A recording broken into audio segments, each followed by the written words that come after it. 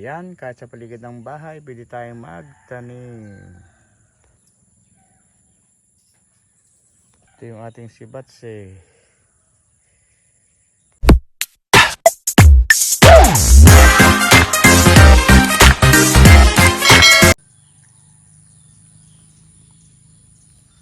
Hello, magandang umaga. Sa mapagpalang araw po sa ating lahat. Ayan, dahil nagpapagawa tayo ng bahay, kaya dito muna tayo natutulog. Dito sa aming kuprahan. Ayan, nilagyan namin ng yero. Ito yung aming mga gamit sa loob. Ito yung aming mga pinagagawang bahay. So yan, may mga tanim din dito na yung ubaga makikita. Ayan. So ito yung pinagagawa naming bahay. So yung iba nabubunga na. Ayan. Yung part na hindi pa tapos. Ayan. So, ito yung ating mga gulay dito. So yung mga tanglad na itanim na namin. Ito meron din akong tanim dito na tawag nila magic fruit. Ayan. Bago. Ito pa yung ating ibang materyales.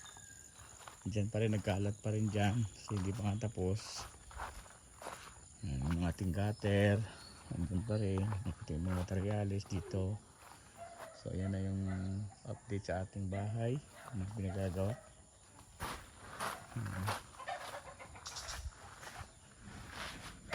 Matagal-tagal pa itong gawaan. Mga halaman din tayo dyan, saka meron tayo dito na fish pan. Ayan. So yung mga isdaan dyan.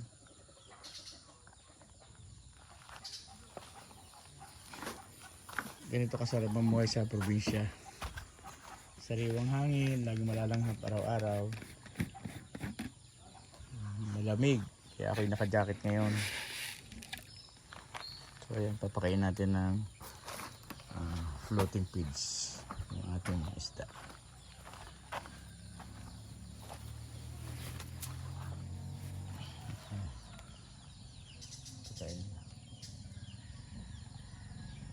Kinakain na nila yung pagkain. So nilagyan ko yun ng net para hindi mahulugan ng mga dahon ng aming pine tree. Ito pa yung ating mga namin na pamporma. So hindi pa tapos talaga, marami pang gawain. Ayan pa yung bahay. Ito naman ang ating mga orchids na nandito na. Ayan. So ito yung matatanaw natin sa paglabas natin sa bahay. Iba't ibang uri ng halaman.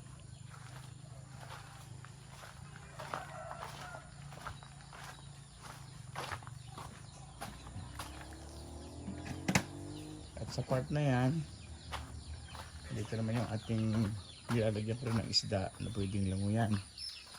Yan. So lilinisan natin.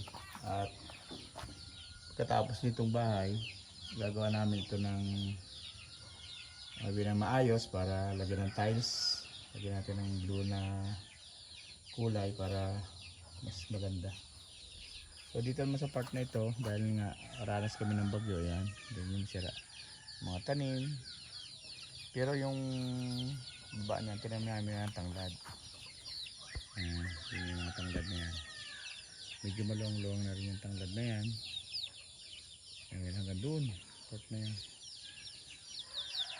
So, hindi na ako nagtabas dyan. Ginawa ko lang ina-inisprehan. At may lansones na rin tayo dyan. Oh. Ayan. Ayan, lansones na sa gilid ng bahay. Mga guyabano. Ayan. May tanggal din tayo ng tubig dyan. Marami pa talagang gawa eh. Hindi pa tapos. So wala pa namang isang buwan. Halos nasa 15 days pa lang.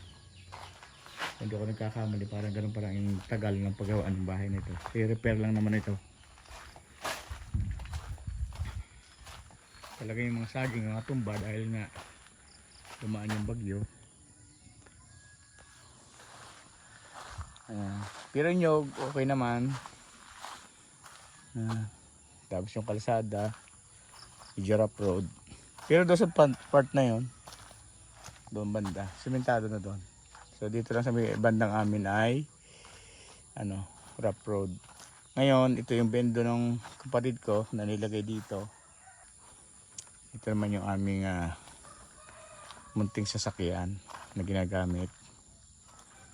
Ayan. So ito yung mga tanim namin ni Nyug na bago rin. Medyo tuloy-tuloy sa paglaki.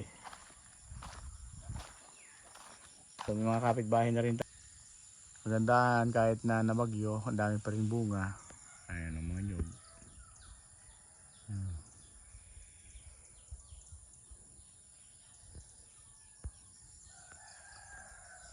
Ayan yung buboy. Ginawang poste. Yan, tumubo na. Napakaganda niyang gawing unan. No? Yung mga Indian mango tayo. Dito. So yun naman yung bahay ng pinsan ko na dito ko pinagawa ng bahay sa gilid para at least ayan, pagka umalis kami, ayan.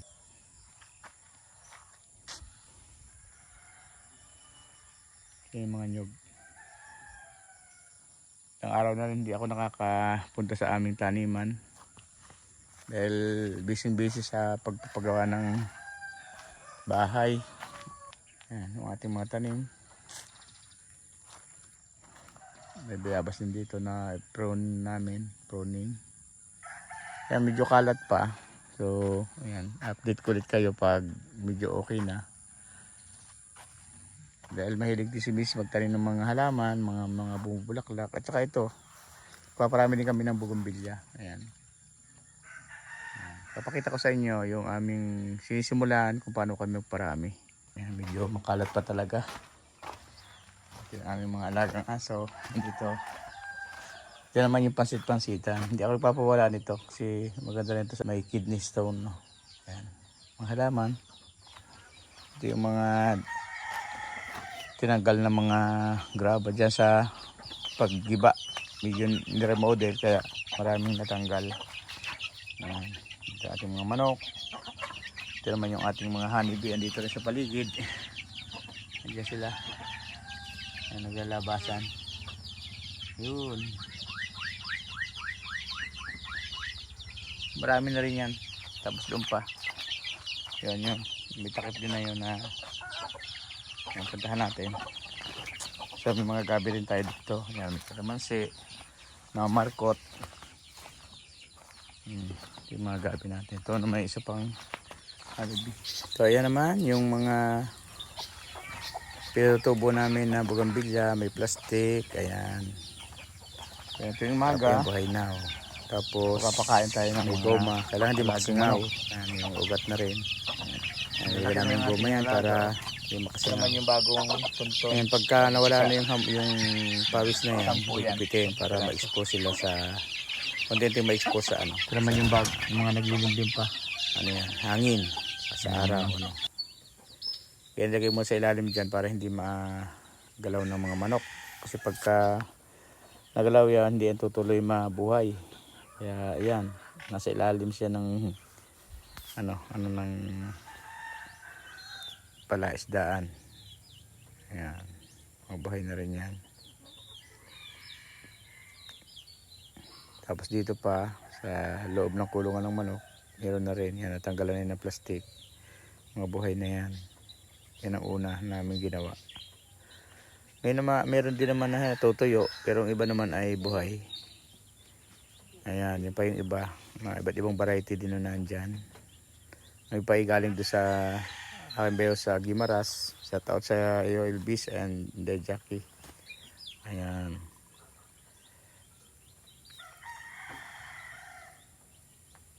Ayan. Pagka nawala na yung pawis, tatanggalan na yun gugupitin ng konti para makasingaw na.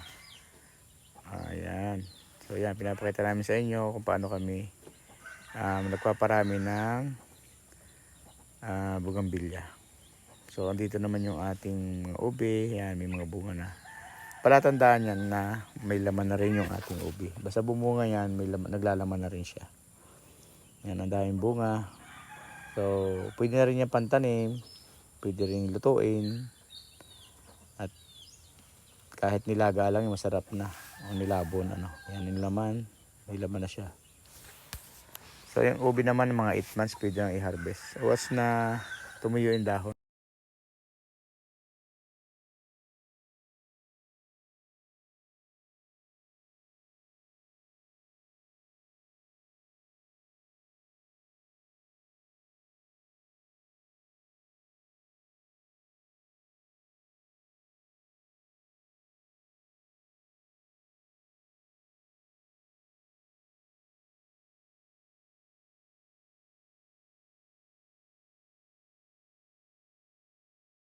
Kung gusto niyo yung video na ito, like, subscribe, and click the ring.